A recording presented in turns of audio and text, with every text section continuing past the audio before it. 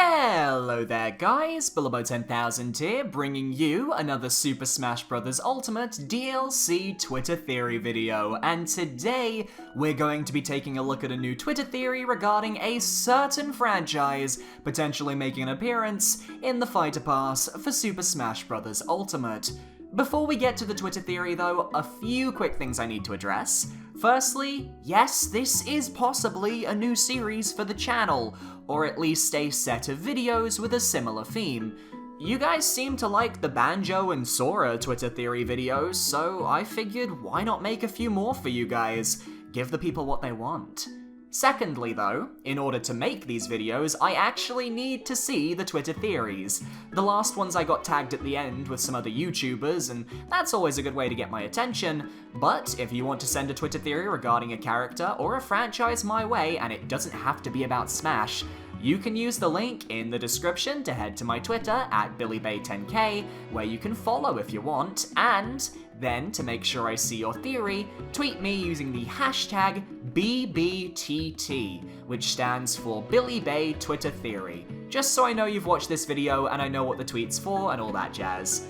Personally, I enjoy tweets that go in-depth, have multiple points, and have sources to potentially back up information.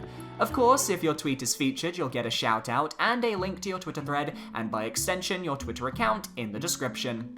Thirdly, before we continue with today's video, I just want to quickly shout out my Minecraft Ant Farm Survival series. I used to be a Minecraft channel way before I started Nintendo and Smash, and I've since gone back to the game with a fresh outlook and a new daily series. We're currently on episode 4 with episode 5 releasing in an hour, so if you're interested in reliving 2012 nostalgia, click the card in the top right corner to see a brand new side of Billy.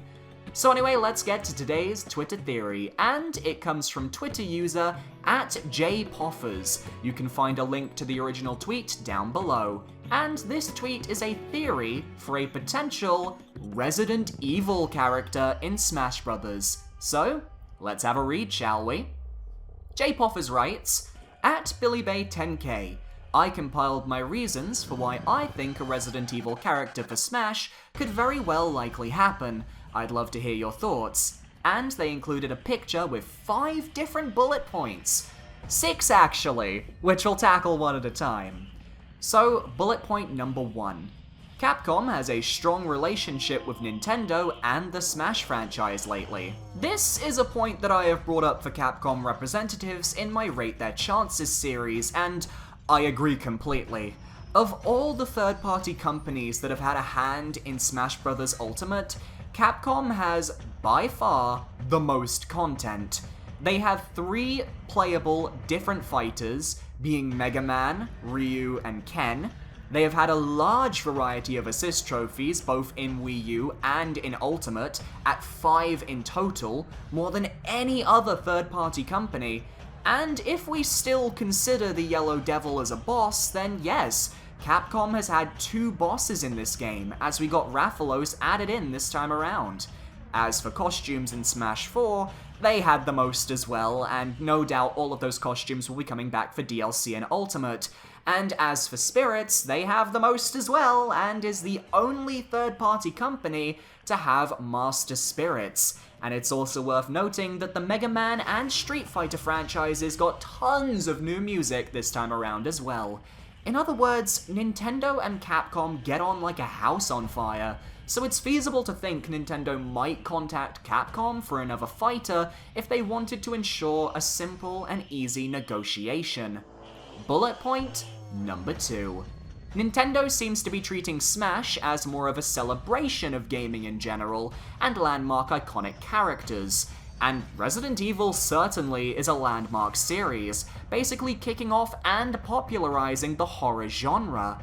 On top of that, there are a ton of iconic characters to pick from, being Chris, Leon, Jill, Claire, Wesker, Nemesis, etc. And let me just add on Ada Wong, how could you forget Ada Wong? And Mr. X, who can forget Mr. X? Wouldn't he be an amazing character? I'd love him. He could bash through walls and grab you, or he could be a good stage hazard or a boss. Anyway, off tangent, this is a good point. With guest characters like Snake, Cloud, Bayonetta, and Sonic being added into the game, and now with Joker coming to Smash Bros., it's very clear you don't need to be a Nintendo character, or even have a massive presence on Nintendo to be viable.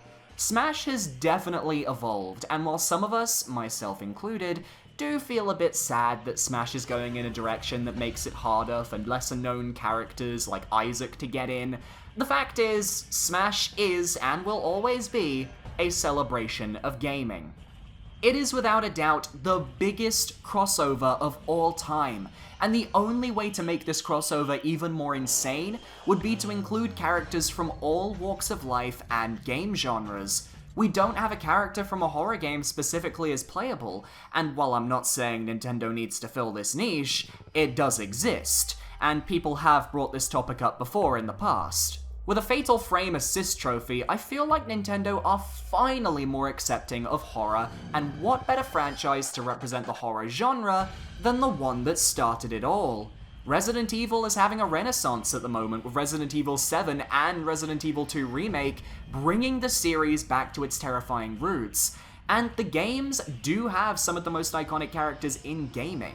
Though I would narrow it down to Chris, Jill, or Leon, with Jill and Leon edging out Chris simply because, look, Leon's the protagonist of Resident Evil 4, which has been on every system known to man, is coming to the Switch, and is known as the best horror game of all time to many, while Jill is the strongest female protagonist in the series, even if I do prefer Claire myself.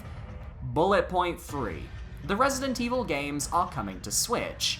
Now, personally, I don't think this is as relevant a point as the others. If you guys saw my Berate Their Chances April Fool's video, you'll know that I had some choice words to say about Cuphead when people gave that character this exact argument. Fuck you, Billy! Cuphead's in Switch, so he's on Smash!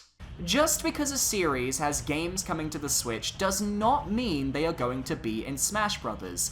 Yes, it does help the case slightly, but Resident Evil games have had presence on Nintendo platforms before. Just look at the Wii, which got a majority of the games back in the day, including 4, Darkside, and Umbrella Chronicles, as well as the Resident Evil 1 remake. We already know that Resident Evil has been on Nintendo consoles and supported them for quite a while. Hell, Resident Evil 4 launched on the GameCube.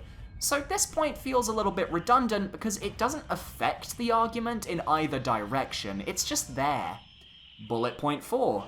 Smash Bros. Still does not have a fighter from the horror genre, and Resident Evil makes the most sense if they were going to choose someone from that genre. Exactly mirroring my point I made earlier. The horror genre is massive in gaming, and it genuinely surprises me that we've yet to see a fighter in Smash represent that niche.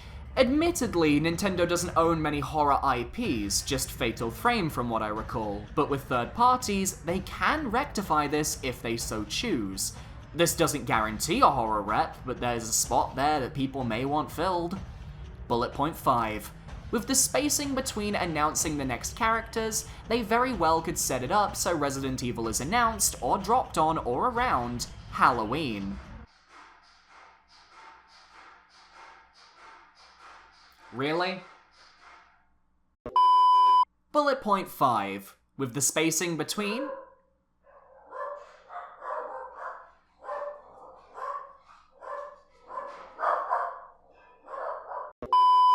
Bullet point 5. With the spacing between announcing the next characters, they very well could set it up so Resident Evil is announced or dropped on or around Halloween, which would thematically just be too perfect. Well, while I get where you're coming from here, it's worth noting that aside from Little Mac, a majority of the Smash reveals over the past 2 games haven't had ties to a date or a holiday in the calendar year. Many people thought the Castlevania boys would be revealed on Halloween, and well, they didn't do that. So this is less a point in favor of the argument and more shaky speculation. I do agree that we'll probably get another character reveal around that point in the year though probably in September or November, not October.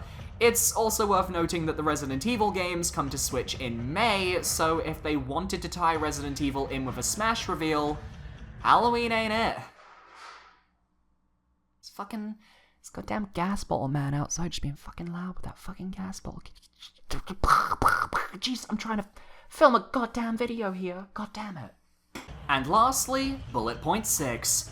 Bayonetta and Snake are in already, so being from an M-rated franchise doesn't seem like a barrier of entry at all. And I agree, if Snake and Bayonetta, who also wield guns, can get into Smash, I don't see why a Resident Evil character would be left at the door. Leon's more well known for his skills with a knife from Resident Evil 4 anyway, so they could certainly take that route with his moveset. Either way, it's a good ending point to add on to this theory. Overall though, I feel like this theory starts off with a lot of strong speculation. Capcom is the best third party working on Smash at the moment by inclusivity, Resident Evil's franchise fits the bill of an iconic and surprising choice that would probably leave many of us extremely excited, and it's a franchise that's had Nintendo appearances, and even at one point, exclusivity before. However, the last 3 points feel less like arguments for a Resident Evil character, and more just general points. Bullet point 5 especially feels a little weak compared to everything else. Trust me, when I was rooting for Isaac, we took every Golden Sun release date anniversary from every region as a sign, and it doesn't get you anywhere except disappointment. Now, it is worth noting that all of these points also apply to another Capcom character, Phoenix Wright, who was brought up in the replies to this theory quite a bit. However, if we're going by iconic status, Resident Evil's franchise trumps Phoenix Wright's franchise in every way. You can't even compare the two.